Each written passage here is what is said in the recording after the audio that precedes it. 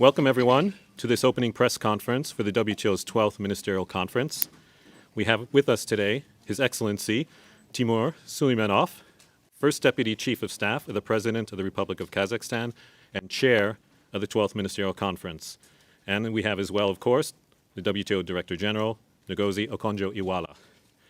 Mr. Suleimanov will give some brief opening remarks, followed by the Director General. We'll then take some questions. We don't have a lot of time, so without further ado, I give the floor to His Excellency.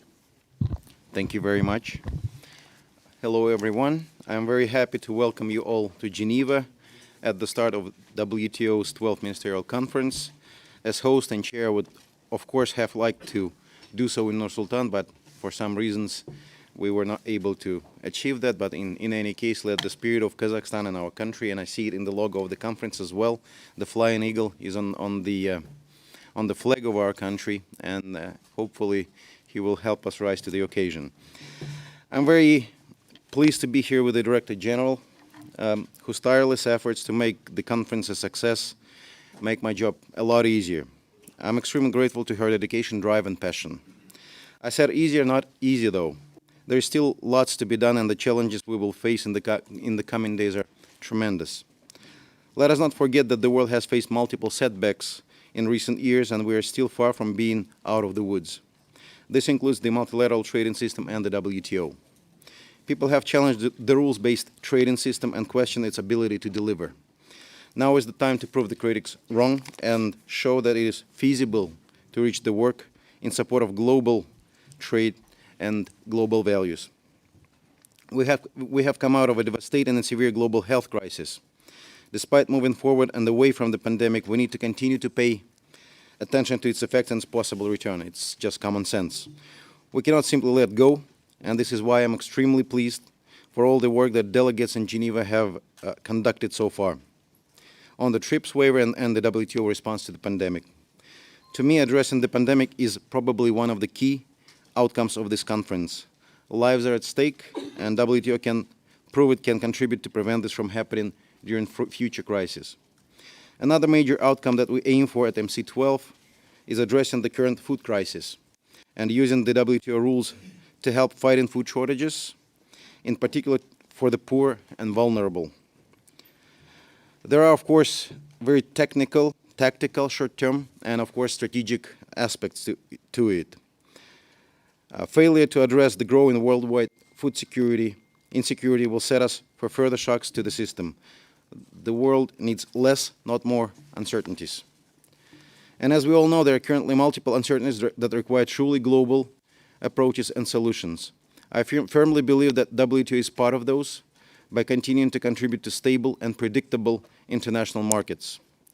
This will also require the WTO to reform and adapt to the new rules, new economic realities. Resilience and future-proof are key targets in this respect. No one disagrees with the need for meaningful reforms to strengthen the functioning of this organization, driven by fit for purpose and fit for reality. Moreover, in the coming days, I will do my utmost as chair of the conference to advance the important issues such as agriculture and fishery subsidies.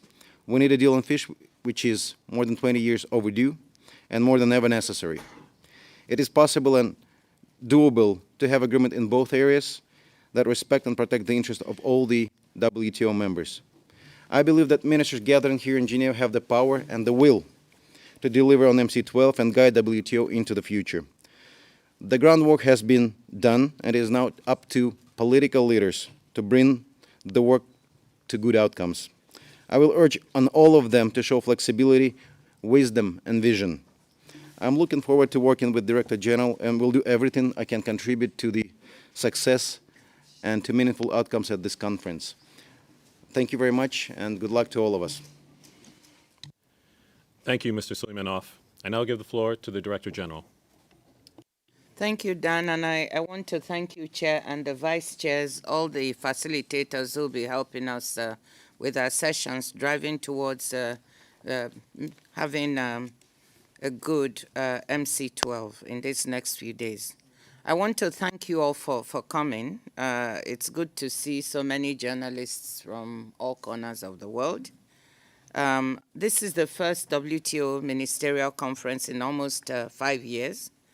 and it's also my first WTO ministerial conference. The world has changed since the last one. I wish I could say for better, but it's certainly become more complicated. I've never seen in my lifetime so many conflicts at the same time. And I've spoken so much about this because it's pretty unusual. We're still trying to cope with a pandemic that has cost the world millions of lives. We have an international security crisis with the war in Ukraine.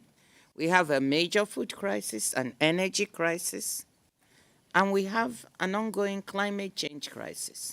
So this polycrisis or simultaneous crisis is really unprecedented. And what is very, very central to all of this is that no one member, no one country can solve this crisis on its own. This is a time that you need the world working together. You need global solidarity. You need strengthened multilateralism. You need organizations, multilateral organizations like the WTO to deliver.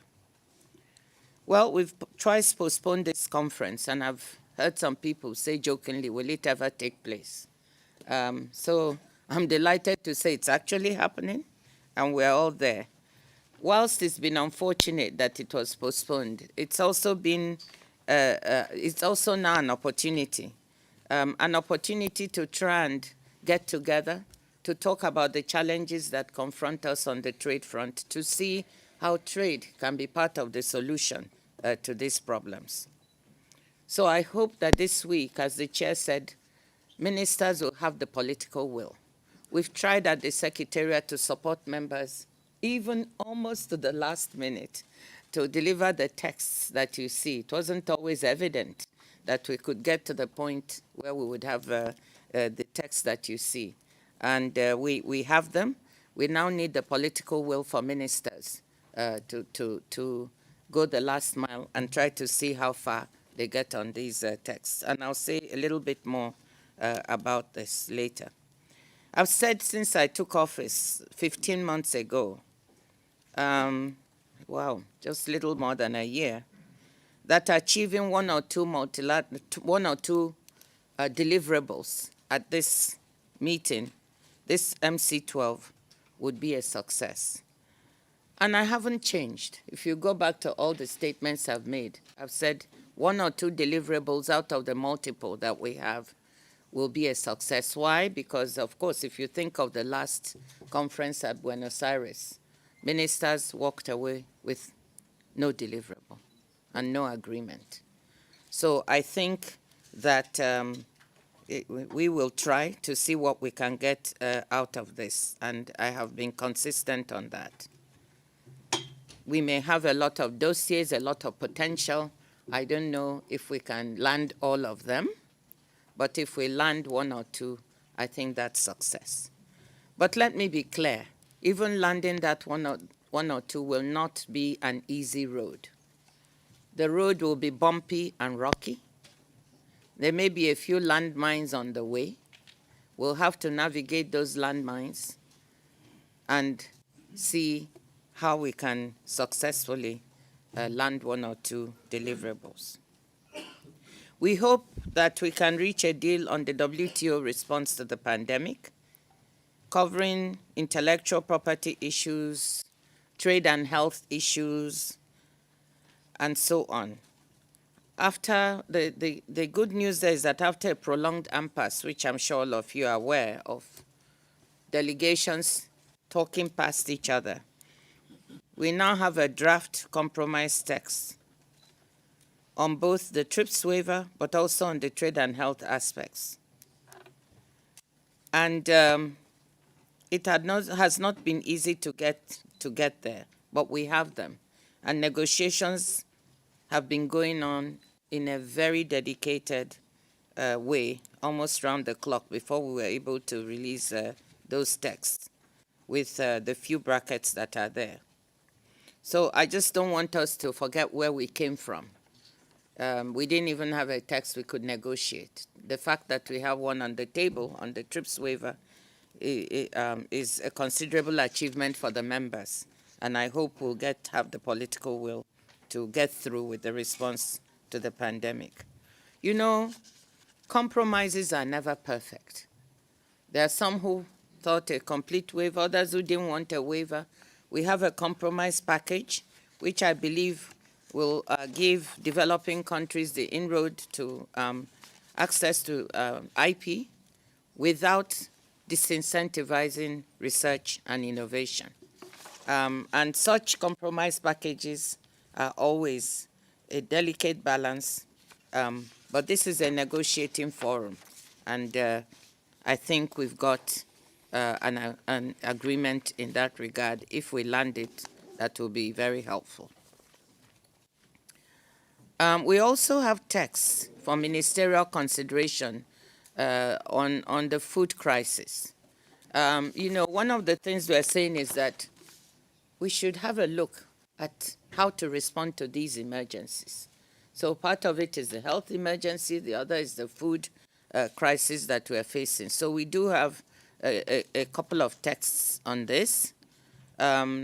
We have one on a decision on the WFP, the World Food Program, trying to support it so that it can secure food supplies without obstacles in its way, that it can send to the vulnerable. We also have a declaration that on food security, which we will encapsulate some of the things that members would be willing to do in order to help make a more secure environment to avoid food crisis for the world, which is especially poor people. We have a text on agriculture, which is designed to secure a place for us to be able to continue work on this very important sector post MC12. I think this is really important because for a decade there's been no way forward as such on agriculture, although a lot of hard work had been done to try and put together a text, but no agreed text for over a decade. So I hope what we've put there will help us move forward now and post MC12 to try and get some wins on the agricultural side, where we've seen nothing since 2015 on export subsidies at the meeting in Nairobi. On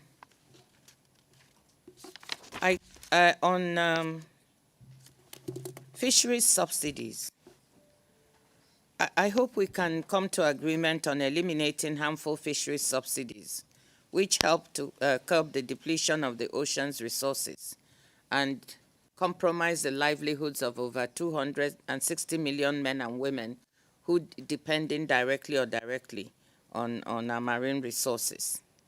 It's been 21 years in the making. I think it's time for us to really try to come to an agreement. But let's be clear, where we are now represents considerable progress.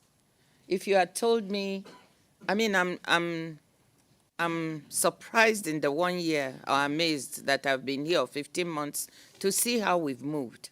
There have been some very tough issues in the fisheries negotiations, which we've been able to overcome that I thought we never would. So whatever happens, we have made substantial progress in a way I didn't anticipate.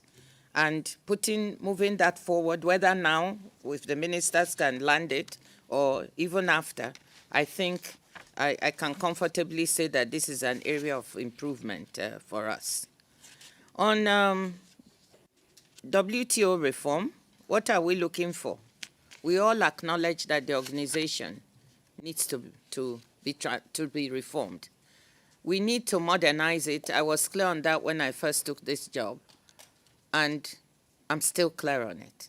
We need to look at a monitoring and transparency function, a negotiations function, and a dispute settlement function. All of these need to be modernized going forward so we can confront the challenges of the 21st century. Now, all we are looking for here is to agree on a process. And that might not seem like a lot, but it is. Because at the WTO, actually getting the 164 members to agree on a process to move something forward is a big deal. So if we can get that process, that means we can agree on modalities, substance, and time frame for delivering up to MC13. So there are many other issues. We have the e-commerce moratorium that we are looking at and hoping that ministers will come to a sensible decision on that. We have issues on the LDCs, the least developed countries, and their graduation. All of these are also in front of us, and I hope, as I said, we can get through them in the next 3 days. Again, let me end then by saying that regardless of what happens in these next few days, we've made considerable progress on all fronts. We've worked like crazy in the last few days. And I'm grateful to all of the ambassadors and all the staff of the Secretariat who have made this possible. Let's see if we can deliver. I'm cautiously optimistic that we'll get to our 1 or 2 deliverables out of the bundle that I just talked about. The ball is in the court of the ministers now. We'll be there to help them as much as possible. Thank you. Thank you, Director General. We will now take some questions in the limited time that's left. Please raise your hand if you wish to ask a question, virtually if you are online. And a reminder that we are only taking questions from journalists with the green badge. When you're called on, please state your name and your media. Please say if the question is directed to the Director General or the MC12 chair. And we do have translation, English, French, and Spanish. So since we are in Switzerland, I will give the first question to Swiss publication, and that's Ram Etwaria from Le Temps. Ram, you have the floor. Thank you very much, Dan. Good morning, Dr. Ngozi. I have a very simple question. I wonder what kind of steps you have taken so that the conflict in Ukraine doesn't block the negotiations.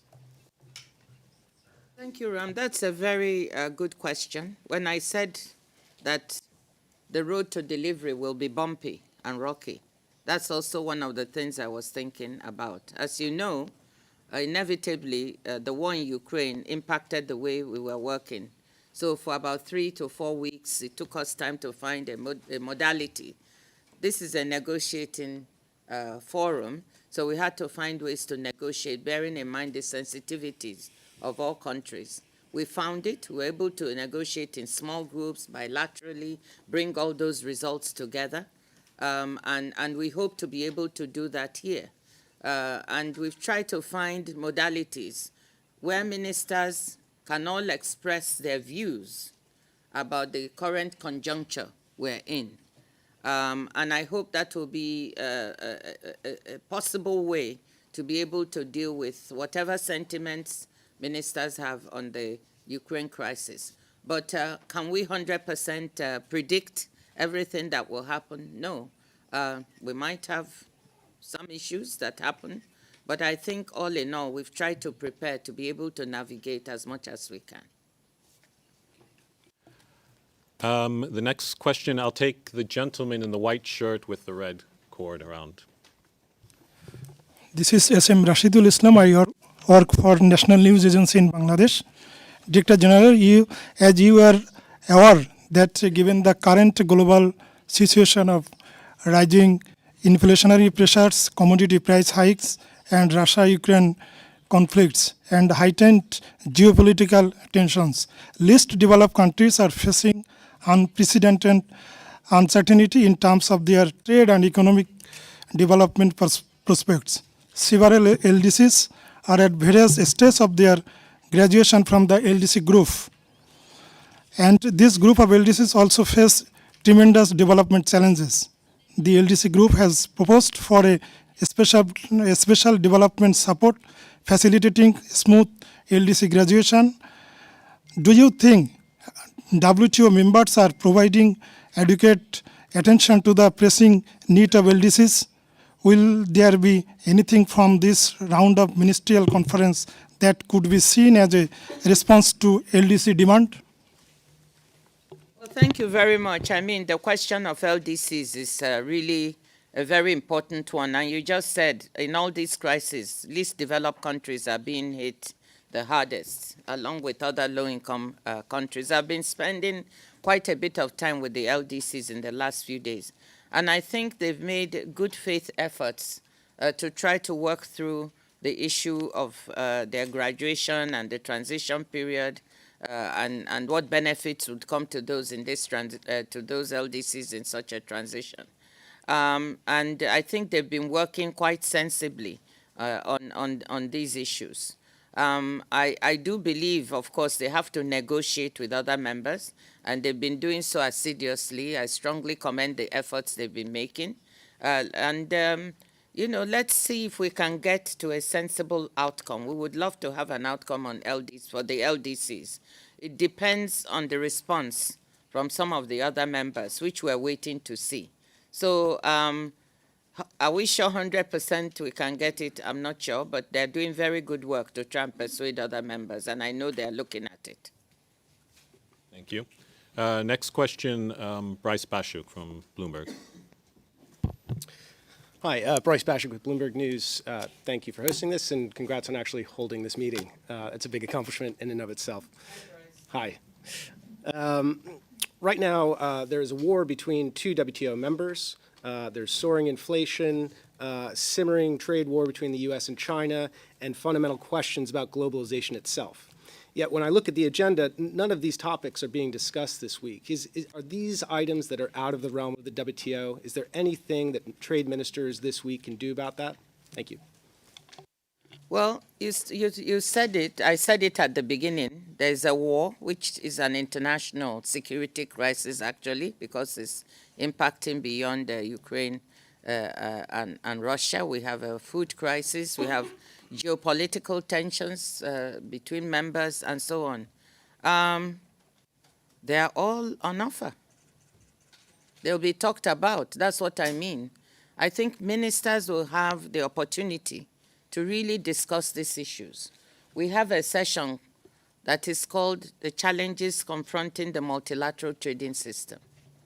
And this will be an opportunity for ministers to talk about these issues, about the geopolitical tensions between members, the food crisis, the energy crisis, the war in Ukraine, all of these. So no, it's not, they are not at all being ignored. I fully expect ministers will talk. Now, we have an unprecedented, I think it's 103 ministers and observers registered to speak at this session.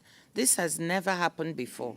I think in the WTO, I try to ask them do a little bit of looking. It's usually about 60 to 65 or so members who take the floor to speak each time. This time we have over 100. And that shows you the unprecedented interest that ministers have in this organization, but also in expressing themselves on the multiple issues that are happening. So the short answer, Bryce, is they are being considered, and I'm sure will be discussed. Thank you. Next question, Bianca, in the front row here. Oh, sorry. Maya? Yes, sorry. I'm Maya from the UN brief. It's for the DG concerning the LDC's ministers meeting this morning. What is, in your opinion, the main challenge for LDC's graduation? Training or funding for training? I know Japan and the EU have been quite generous now providing funding for training. Can you comment on that, please? Yes, thank you. I really don't think it's the issue of funding or training. I think that there are lots of members willing to support the developmental aspects of LDC's capacity needs. I think the issue is really the crucial one of agreeing with other members what type of access or benefits or market access LDCs will have once they graduate. It's usually common this is not the only place where graduation issues come to the fore. And in many other organizations, you have a period during which those graduating have access to some of the same benefits that they had when they were still LDCs just to make sure they have a smooth transition and they don't slide back. And so this is what is being debated. What will that graduation transition be? What could be the period? How do they negotiate the kinds of market access and preferences they want from other countries? That's really the issue. Thank you. Okay. From the lady in the front here, please. Merci beaucoup. Je vais m'exprimer en français. Je m'appelle Célia Dalmeda, je viens du Mali. Et le Mali, qui, comme beaucoup de pays en Afrique de l'Ouest, mais aussi ailleurs sur le continent, fait face à beaucoup de défis de gouvernance. On parle de commerce et dans nos pays, la plupart de ceux qui opèrent dans ce domaine sont dans le secteur de l'informel. Comment est-ce qu'aujourd'hui, ces opérateurs et l'État, mais aussi les organisations au niveau international peuvent travailler pour que le commerce soit un réel moteur de développement pour nos pays, parce que pour l'instant, ça reste encore entre les mains de gros opérateurs qui restent dans l'informel, mais qui ne participent pas réellement au développement des pays. Merci beaucoup. Bon, merci Célia et sois le bienvenu. Je vais répondre en anglais si c'est possible, ou être plus vite. So it's a very good question about Mali is also another LDC. And like many LDCs and low-income countries, they have a large informal sector and a lot of micro, medium, and small enterprises. And one of the things that we've been pondering here and looking at is how can trade really become an instrument of inclusion? Trade has helped to lift more than 1 billion people out of poverty, along with globalization. And this is a good thing. But there's no doubt that there have also been poor people in rich countries and poor countries who've been left behind. So the question is, within these countries and so on, how can trade help all those who are trying to make a living in the informal sector? And what we're doing here is we have a group that is of members who are actively trying to see what kinds of specific assistance and specific rules that one could look at that would help micro, medium, and small enterprises to benefit better from local, national, regional, and global value chains. So there's active engagement on this issue among members. We have specific programs that help people in the informal sector who are producing to upgrade the quality of their products so that they can access not only national but regional and international markets. And a lot of this is done through the Standard and Trade Development Facility, the EIF facility, and also the work of our sister organization, which is an offshoot of the WTO, the International Trade Center. So specifically, we have the ability to help micro, medium, and small enterprises. I saw in my own country, Nigeria, where ITC work along with WTO and DFID, well, they were able to help shea butter producers to upgrade the quality of their products so they could access the European and US markets from which they had been barred because of sanitary and phytosanitary conditions. We're also working really hard on women in trade because we believe supporting women, again, to be better integrated into local and national, regional, global value chains is a way to help improve their standards of living. And we've seen that women who work in micro, medium, and small enterprises that export, their incomes tend to be higher than those that only cater to the local markets. So those are some of the things. Actually, from here, I'm going straight to a gender event, which is going to try to showcase some of the things we're trying to do for women in trade. Thank you. We only have time for a few more questions. I'm trying to get some geographical spread here, so if there's anyone from Latin America who would like to ask a question, I'll be happy to take. But in the meantime, Ravi, I believe you had your hand up. Could you identify your media, please? And also, Ravi, please, one question.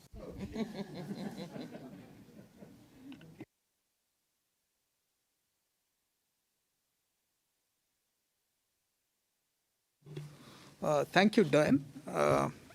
Thank you Madam Director General. My name is Ravikant. I write for Washington Trade Daily.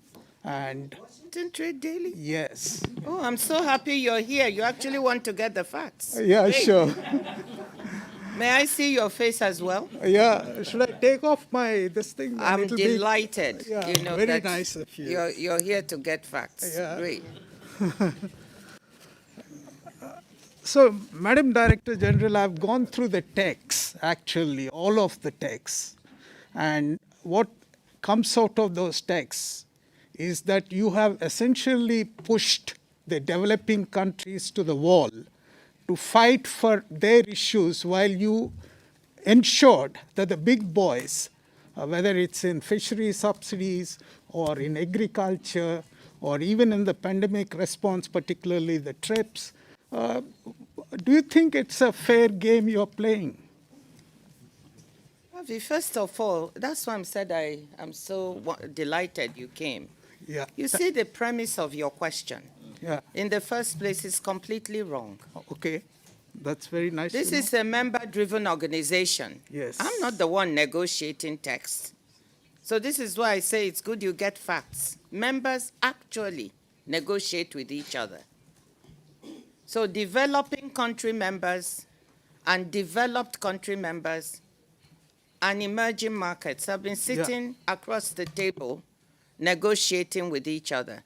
So whatever the outcome of those negotiations are, is what you see in the text. Now, the value judgment that you've put in there, that developing countries have been pushed to the wall, I would question that. I think you shouldn't prejudge. You need to speak to the developing countries who have negotiated this to see how they feel about it. And the last point I want to make about this is, I'd like to remind everyone that the WTO is a negotiating forum. That's why you have so many lawyers. I'm an economist, very simple-minded. But what I'm finding is that it's becoming a diktat forum. One set of people come and say, I want this. The other set says, I want that. There's no negotiation. If the ones who say, I want this, don't get it, then you're against them. If the other ones don't get it, you say you're against them. This has to stop. I've negotiated things myself, a $30 billion real money debt with the Paris Club for my country, and we managed to negotiate it away. So you have to talk to each other, and that means there has to be compromise. No one side is going to get 100% of what they want. So I think the developing countries have very fierce advocates who are very smart. And the mere idea that they were pushed to the wall, I think you should allow them to speak for themselves. Thank you. Thanks. We really have only time for one more question. I did say I would have a question from Latin America. Assis Moreira in the back there, you have the floor. Assis Moreira, Valor Econômico, São Paulo. DG, what decision could be taken here to help to alleviate the food crisis? For example, do you think that we could maybe a deeper discussion and take any decision concerning corridors for exports from Ukraine, for example? Yeah, thank you. You know, of course, we've been, I'm part of, or WTO, I should say, is part of a task force, and I'm representing WTO of the UN Secretary General, looking at the crisis in food and energy, and trying to see, including the war in Ukraine, and trying to see what can be done. And of course, we know that we have 20 to 25 million tons of grain in Ukraine now that has not been evacuated. And we have another 25 million tons potentially to be harvested next month. And so getting this out would be very helpful to alleviating the crisis we feel now. The most important thing is if the war could stop, it would be very helpful. Absent that, there have to be political discussions on how to be able to find a corridor to evacuate this grain. That is going on, even though we are part of that working group. The UN Secretary General, I believe, has this in hand and has been talking to both sides. And we hope that something will come out of it. I believe the EU and other political entities are also involved in trying to see if we could get a solution. I'm afraid we have no more time, so I'd just like to conclude by thanking Mr. Suleimanov for answering all those questions. I just want to add one thing. Sorry. Here at the WTO, there are a couple of things we can do and we're trying to do. I think one of the things you must not underestimate is how things like export restrictions and prohibitions can exacerbate the situation. You saw that in the 2008-2009 food crisis, just those kinds of actions did lead to price spikes. So here, our members are saying in the Food Security Declaration, they are trying to speak about how they would try to restrain themselves from taking these kinds of actions. And this is a very important contribution that they can make into keeping the prices of food products from rising even higher. So I think that's a very important contribution. The other one is the WFP waiver of, countries saying they will not put up export restrictions so that would prevent the WFP from access to humanitarian supplies. And here, the WFP only acquires from countries that have a surplus. So how can we make sure we don't put export restrictions that prevent them? I think if such a decision, would again be very helpful towards alleviating this situation. Thank you. So again, thank you very much for attending. Mr. Suleimanov, thank you very much. Director General, thank you. This concludes the press conference. Just a reminder that the opening session for the 12th Ministerial Conference starts at 3 p.m. today, which you could follow online. Thank you very much, everyone. Thank you all.